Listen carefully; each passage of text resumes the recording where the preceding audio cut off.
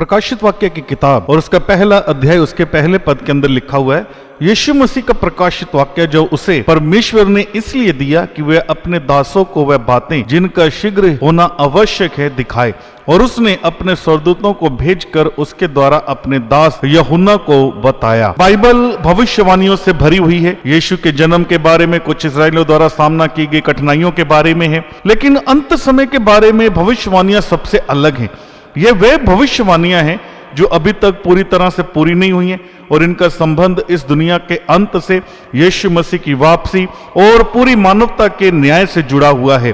अंत समय की ये भविष्यवाणियां हमारे भीतर आश्चर्य की भावना पैदा करती हैं, लेकिन निश्चिंत रहें कि ईश्वर ने भविष्य की ये झलक हमें डराने के लिए नहीं बल्कि हमें आशा और शांति देने के लिए साझा की है, क्योंकि वह हर परिस्थिति में हमारे साथ रहने का उसने वायदा किया है। भविष्यवाणियां भविष्य के बारे में हमारे सवालों का परमेश्वर का उत्तर है, और यह हमें सिखाती हैं कि परमेश्वर जो शुरुआत से लेकर अंत तक सब कुछ जानता है। अंत समय की भविष्यवाणियां पवित्र शास्त्र के वह अंश है जो हमें उन घटनाओं के संकेत, संदर्भ और रास्ते प्रदान करती हैं जो मसीह के लौटने से पहले घटित होंगी और पृथ्वी को आग से शुद्ध करके नया बनाया जाएगा। ये भविष्यवाणियां पुराने नियम और नए नियम दोनों में पाई जाती हैं। बाइबल में कई भविष्यवाणियां यीशु मसीह के पहले आगमन की ओर इशारा करते, लेकिन जब हम अंत समय की भविष्यवाणियों की ओर नजर डालते हैं तो यीशु मसीह के दूसरे आगमन से पहले के समय की ओर इशारा करती हैं। और उसके बाद परमेश्वर ने हमारे लिए क्या योजना बनाई है। मसीह का दूसरा आगमन समय को समाप्त कर देगा, जैसा कि हम अभी पृथ्वी पर जानते हैं, और एक नए युग की शुरुआत करेगा, पाप से मुक्त, जब मनुष्य परमेश्वर की उपस्थिति में रहेगा। प्रकाशित वाक्य उसका 21वां बाप और उसके 5वें पद के अंदर लिखा हुआ है, और जो सिंहासन पर बैठा था उसने कहा कि देख, मैं सब कुछ नया कर देता हूं।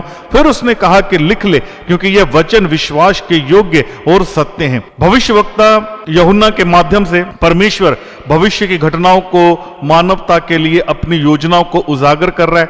आज हम उस समय और उस दिन का इंतजार कर रहे हैं जब धरती पर परमेश्वर का राज्य फिर से स्थापित होगा। लेकिन जैसे जैसे समय हमें इस शानदार घटना के करीब ले जा रहा है, भविष्यवाणियां हमें बताती हैं कि दुनिया की घटनाओं से विश्व की शक्तियों और धार्मिक एवं राजनीतिक में भारी बदलाव आएगा, बीमारी और अनैतिकता में वृद्धि होगी, और साथ ही प्राकृतिक आपदाओं में भी वृद्धि होगी। जैसे जैसे पाप के परिणाम सामने आएंगे, हमारी दुनिया एक अजरक जगह बनती जाएगी। यही कारण है कि कुछ मसीहों ने इन अंतिम दिनों को संकट का समय कहते हैं। भविष्यवक्ता दानियल ने भी इसे यही कहा। दानियल 12वां अध्याय उसके पहले पद के अंदर, उसी समय मिकाएल नामक बड़ा प्रधान जो तेरे जाति भाइयों का पक्ष करने को खड़ा रहता है, वो उठेगा। तब ऐसे संकट का समय होगा जैसे किसी जाति के उत्पन्न होने के समय से लेकर अब तक कभी ना हुआ होगा, परंतु उस समय तेरे लोगों में से जितनों के नाम परमेश्वर की पुस्तक में लिखे हुए हैं वह बच निकलेंगे। लेकिन बाइबल में हमें ये बातें इसलिए बताई गई हैं ताकि हम परमेश्वर से डरें। हमें ये बातें इसलिए बताई गई हैं ताकि हम भविष्य की घटनाओं के पीछे के अर्थ को पहचान सकें कि वह किस ओर ले जा रही हैं, और यह कि परमेश्वर हमें कभी नहीं छोड़ेगा। बाइबल की भविष्यवाणियां हमें परमेश्वर की योजनाओं के साथ तालमेल बैठाने में मदद करती हैं, और हमें यह समझने में मदद करती हैं कि हमारा इतिहास किस ओर जा रहा है। बाइबल का पूरा मुद्दा हमारी मुक्ति की कहानी है, जो सुसमाचार संदेश पर केंद्रित है कि यीशु के माध्यम से हम एक दिन पाप से मुक्त दुनिया में उसके साथ रहेंगे। यह परमेश्वर के प्रेम को दर्शाती है, क्योंकि वह हमसे प्रेम करता है, इसलिए वह अपनी योजनाओं को हमारे साथ साझा करता है। परमेश्वर अपनी योजनाओं को बताता है। परमेश्वर नहीं चाहता कि जब दुनिया हमारे इर्द गिर्द उथल पुथल की ओर बढ़ रही हो तो हम अनजान बने रहे। वह चाहता है कि हम देखें कि मानवता किस ओर जा रही है, और वह यह भी चाहता है कि हम कुछ घटनाओं और विश्व शक्तियों के महत्व और उसकी भूमिकाओं को समझें, ताकि जब हम उन वर्तमान घटनाओं के रूप में घटित होते देखें तो उसमें हमारा विश्वास और अधिक दृढ़ हो सके। मत्ती की इंजील उसका 16वां अध्याय और उसके 27वें पद के अंदर लिखा हुआ है, यीशु ने अपने शिष्यों से कहा कि वह अपने स्वर्गदूतों के साथ अपने पिता की महिमा में आएगा। स्वाभाविक रूप से उसके शिष्य इंतजार में थे, और यह कब होगा और क्या इसका कोई संकेत होगा जिस पर ध्यान दिया जा सके। मत्ती की इंजील उसका 24वां बाप उसके 3 पद के अंदर लिखा है, और जब वह जैतून पहाड़ पर बैठा था तो चेलों ने अलग उसके पास आकर कहा, हमें ये कह ये बातें कब होंगी और तेरे आने का और जगत के अंत का क्या चिन्ह होगा। आमोस उसका 3 बाप और उसके 7वें पद के अंदर लिखा है, और उसमें बाइबल हमें इस बात को बताती है कि निश्चय प्रभु परमेश्वर अपने दास भविष्यवक्ताओं पर अपना भेद प्रकट किए बिना कुछ भी नहीं करता है। यूहन्ना उसका 15वां बाप और उसके 15 पद के अंदर लिखा है, अब से मैं तुम्हें दास नहीं कहूंगा, क्योंकि दास नहीं जानता कि उसका स्वामी क्या करता है, परंतु मैंने तुम्हें मित्र कहा है, क्योंकि मैंने जो बातें अपने पिता से सुनी और वह सब तुम्हें बता दी हैं। लूका की अंजील उसका 17वां बाप और उसके 26वें पद के अंदर लिखा है, जैसे नूह के दिनों में था वैसे ही मनुष्य के पुत्र के दिनों में भी होगा। नूह के दिन इतने बुरे थे कि परमेश्वर को जल प्रलय से पृथ्वी को साफ करना पड़ा। उत्पत्ति की किताब उसका 6वां अध्याय उसके 5वें पद के अंदर लिखा, और यहोवा ने देखा कि मनुष्य की बुराई पृथ्वी पर कैसे बढ़ गई और उनके मन के विचारों में जो कुछ भी उत्पन्न होता है सो निरंतर बुरा ही होता है। नूह के समय में लोग अपने जीवन को ऐसे जी रहे थे मानो आने वाले विनाश से उन पर कोई असर नहीं पड़ने वाला था। उन्होंने जीवन को सामान्य रूप से जारी रखा। परमेश्वर उन लोगों को चेतावनी और आशा दोनों का संदेश भेजा था, और वह अब अंत समय की भविष्यवाणियों के माध्यम से हमें भी संदेश भेजता है। वह नहीं चाहता कि हम अनजान बने रहे। परमेश्वर हमें चेतावनी देना चाहता है कि यीशु मसीह के दूसरे आगमन से पहले धरती पर जीवन कैसा होगा। शैतान हमें बर्बाद करने के लिए अपना सर्वश्रेष्ठ प्रयास करेगा, इसलिए परमेश्वर चाहता है कि हम जानें कि उसके पास एक योजना है सब कुछ सही करने की, हमें बचाने की और पाप और बुराई को हमेशा के लिए समाप्त करने की। परमेश्वर ने हमें अंत समय की भविष्यवाणियां दी ताकि हम आशा के साथ आने वाली घटनाओं के लिए तैयार हो सकें। आज हम अपने आसपास की दुनिया में देखते हैं, समाचारों को सुनते हैं, वो सोचते हैं कि क्या हम अंतिम समय में जी रहे हैं। किसी न किसी तरह से हम करीब पहुंच रहे हैं, लेकिन हमें यीशु के शब्दों को ध्यान से देखना चाहिए और यह देखना चाहिए कि आज की घटनाएं उनकी शिक्षाओं से कैसे मेल खाती हैं। आइए उन 7 घटनाओं पर नजर डालेंगे जो अंतिम समय और पृथ्वी के अंतिम दिनों के संकेत देती हैं। सबसे पहली घटना जो है वो है प्राकृतिक आपदाएं। मत्ती की अंजील उसका 24वां बाप और उसके 7 और 8 पद के अंदर लिखा है, क्योंकि जाति पर जाति और राज्य पर राज्य चढ़ाई करेगा और जगह जगह अकाल पड़ेंगे और भूडोल होंगे और ये सब बातें पीड़ाओं का आरंभ होंगी। प्रभु यीशु मसीह ने अपने वचनों में भूकंप, अकाल और महामारी को अपने वापसी के पहले के संकेतों के रूप में बताया है। पूरे इतिहास में प्राकृतिक आपदाओं को कई मसीहों द्वारा निकट अंत समय के संकेत के रूप में व्याख्या की गई है, जो ईश्वर के न्याय और बाइबल की भविष्यवाणियों की पूर्ति का संकेत देते हैं। प्राकृतिक आपदाओं में वृद्धि और तेजी ने बाइबल की अंतिम समय की भविष्यवाणियों की ओर संकेत दिया। उदाहरण के लिए दुनिया के विभिन्न हिस्सों में विनाशकारी तूफान, जंगल की आग, भूकंप, सुनामी की बढ़ती घटनाओं ने बाइबल की बातों को सच किया है। इसके अलावा चल रहे जलवायु संकट और उसके जुड़े प्रभाव से, जैसे कि समुद्र का बढ़ता स्तर, बदलते मौसम की घटनाएं ने बाइबल के अंतिम समय की भविष्यवाणियों ने चिंता को बढ़ा दिया है।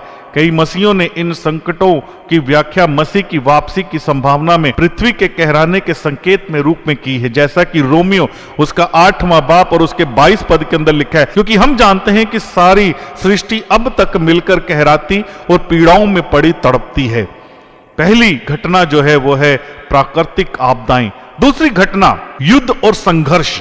मत्ती की अंजील उसका 24वां अध्याय और उसके 6वें और 7वें पद के अंदर लिखा हुआ है, तुम लड़ाइयों और लड़ाइयों की चर्चाएं सुनोगे, देखो घबरा ना जाना, क्योंकि इनका होना आवश्यक है, परंतु उस समय अंत ना होगा, क्योंकि जाति पर जाति और राज्य पर राज्य चढ़ाई करेगा। प्रभु यीशु मसीह ने युद्ध और युद्धों की अफवाहों के निकट अंत के संकेत के रूप में बताया है। पूरे इतिहास में इन हिंसक और उथल पुथल भरे समय को कई ईसाइयों ने बाइबल की भविष्यवाणियों से जुड़े हुए माना है। मसीह की वापसी से पहले कलेश और अशांति होगी। आधुनिक समय में दुनिया भर में युद्धों और संघर्षों ने बाइबल के अंतिम समय की भविष्यवाणियों के संबंध में उनके महत्व के बारे में चिंताओं को बढ़ा दिया है। आज दुनिया भर में युद्ध चल रहे हैं, चारों तरफ अशांति है, तनाव है, अस्थिरता से दुनिया जो है आज गुजर रही है। तो दूसरी घटना जो है युद्ध और संघर्ष। तीसरी घटना जो प्रभु यीशु मसीह के वापसी के बारे में हमें बताती है और वो ये है अकाल और बीमारी। मत्ती की अंजील उसका 27वां अध्याय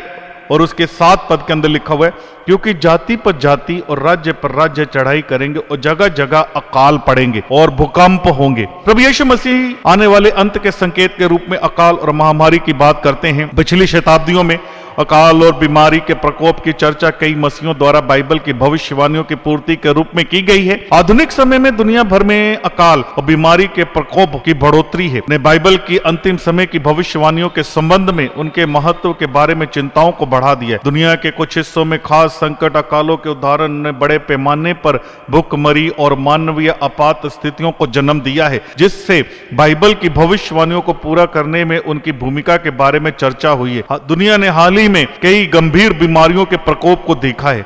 महामारी ने दुनिया भर में तबाही मचाई, हजारों लोगों की जान चली गई। इस महामारी के कारण दुनिया भर में लाखों लोगों की मौत हुई और स्वास्थ्य प्रणाली भी लड़खड़ा गई और गंभीर स्तर पर अर्थव्यवस्था और समाज में रुकावटें उत्पन्न हुई।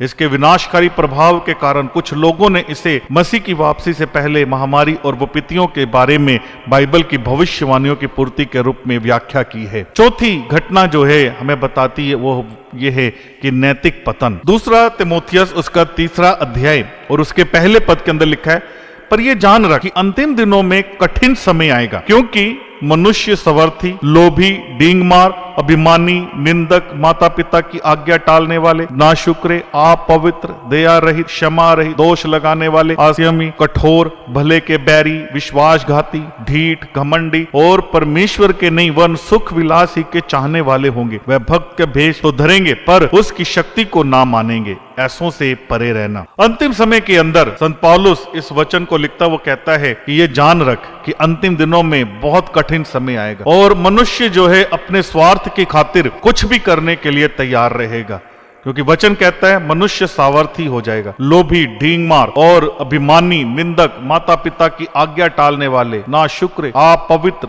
दया रहित, क्षमा रहित, दोष लगाने वाले, कठोर, भले के बैरी, विश्वासघाती, ढीठ, घमंडी और परमेश्वर के नहीं वन सुख विलास के ही चाहने वाले होंगे। बहुत कठिन समय जो है पवित्र शास्त्र बाइबल हमें बताती है कि आएगा। पांचवी जो घटना है और वो ये है झूठे भविष्यवक्ता। मत्ती की इंजील उसका 24वां अध्याय और उसकी 11 और 13 पद के अंदर लिखा हुआ है, और बहुत से झूठे भविष्यवक्ता उठ खड़े होंगे और बहुतों को भरमाएंगे और अधर्म के बढ़ने से बहुतों का प्रेम ठंडा हो जाएगा, परंतु जो अंत तक धीरे धरे रहेगा उसी का उद्धार होगा। प्रभु यीशु मसीह झूठे भविष्यवक्ताओं के बारे में चेतावनी देते हैं जो अंतिम समय में उठेंगे और बहुतों को धोखा देंगे। पूरे शास्त्र में झूठे भविष्यवक्ताओं को ऐसे व्यक्तियों के रूप में दर्शाया गया है जो परमेश्वर की ओर से बोलने का दावा करते हैं लेकिन गलत शिक्षाओं का प्रचार करेंगे और लोगों को सच्चाई से भटका देंगे।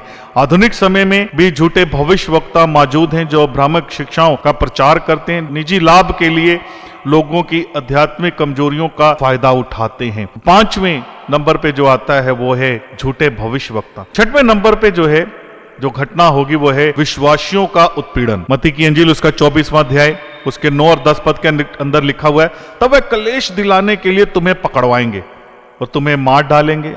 मेरे नाम के कारण सब जातियों के लोग तुमसे बैर रखेंगे, तब बहुतेरे ठोकर खाएंगे और एक दूसरे से बैर रखेंगे। प्रभु यीशु मसीह ने यह चेतावनी दी है कि अंतिम दिनों में विश्वासियों को उनके विश्वास के कारण सताया जाएगा और उनसे घृणा की जाएगी। पूरी बाइबल में उत्पीड़न को यीशु के शब्दों की पूर्ति के रूप में दर्शाया गया है, इस संसार में तुम्हें क्लेश होगा। यूहन्ना की अंजील उसका 16वां अध्याय और उसके 33 पद के अंदर लिखा हुआ है, मैंने ये बातें तुमसे इसलिए कही कि तुम्हें मुझ में शांति मिले। संसार में तुम्हें क्लेश होता है, परंतु ढाढ़स बांधो, मैंने संसार को जीत लिया है। दुनिया भर में ईसाइयों का उत्पीड़न जो है वो जारी है। 7वां जो घटना है और वो ये है झूठे मसीह। अंत में जैसे जैसे मसीह की वापसी करीब आती है, शैतान और भी नकली विचार लाएगा। मत्ती की अंजील उसका 24वां अध्याय 24 पद के अंदर लिखा है, क्योंकि झूठे मसीह और झूठे भविष्यवक्ता उठ खड़े होंगे और बड़े चिन्ह और अद्भुत काम दिखाएंगे कि यदि हो सके तो चुने हुओं को भरमा भी देंगे। यीशु ने यह चेतावनी दी है कि अंत समय में कई झूठे मसीह उठेंगे और अनुयायियों की भीड़ को धोखा देंगे। झूठे मसीह वह व्यक्ति हैं जो मसीह या उद्धारकर्ता होने का दावा करते हैं लेकिन झूठी शिक्षाओं का प्रचार करते हैं और लोगों को सच्चे विश्वास से दूर ले जाएंगे। झूठे मसीहों का उभरना जारी है और ऐसा प्रतीत होता है कि पिछली शताब्दी में इनकी संख्या अब और अधिक बढ़ गई है। अंत समय के बारे में प्रभु यीशु मसीह की मुख्य शिक्षाएं हमें निरंतर जागरूक रहने की ओर संकेत करी। यहाँ तक कि जब हम आधुनिक समय में संकेतों को पहचानते हैं तो अंत एक आश्चर्य के रूप में आएगा। हमें अपने दियों को तेल से भरे रहना चाहिए और अपनी रोशनी जलाए रखनी चाहिए। यीशु के आने वाले उद्धार की प्रतीक्षा जो है हमेशा करते रहनी चाहिए। प्रभु यीशु मसीह के नाम में आप सबको आशीष मिले। आमीन।